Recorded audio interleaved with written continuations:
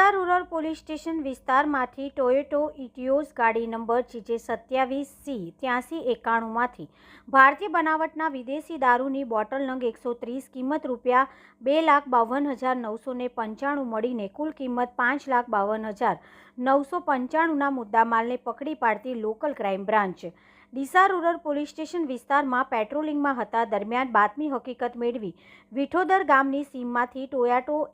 Etios ગાડી number GJ27C